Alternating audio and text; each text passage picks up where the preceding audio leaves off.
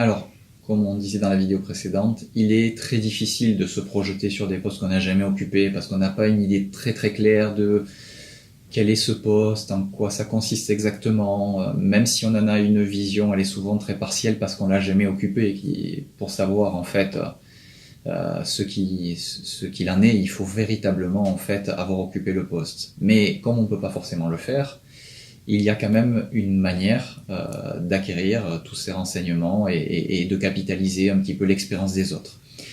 Cela signifie qu'il faut aller voir celui qui occupe le poste. Alors, celui ou cela, c'est-à-dire ça peut être une personne ou plusieurs qui occupent déjà le poste que vous convoitez pour qu'il vous explique quelles sont les missions au quotidien, quelles sont les problématiques qu'ils rencontrent, qu'est-ce qui leur a permis d'obtenir ce poste-là, l'expérience qui leur sert, mais également qu'est-ce qu'ils essaient de mettre en œuvre comme projet, et bien souvent, quelles sont aussi les difficultés qu'ils rencontrent pour la mise en œuvre de leur propre projet.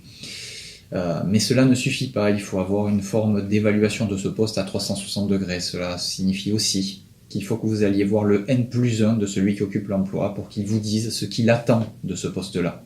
C'est important de croiser ces deux regards. Celui qui occupe le poste et celui qui est le N+1 qui attend quelque chose de particulier. Parfois, les visions sont partiellement divergentes et c'est important du coup de pouvoir croiser ces deux regards pour avoir une vision totale du poste. En plus, ces deux personnes-là vont vous permettre de connaître l'actualité de la profession dans ces postes-là, les projets à venir au niveau national, au niveau local, ce qui va bientôt changer et également les projets qui sont en cours, qui méritent d'être développés, encore une fois, que ce soit à un niveau très local ou à un niveau beaucoup plus large. Cela va vous donner des idées pour votre projet professionnel, des choses à raconter, de la matière, et va vous permettre d'être crédible dans ce que vous allez proposer, d'apporter à une structure, de répondre à votre directeur ou votre chef en général.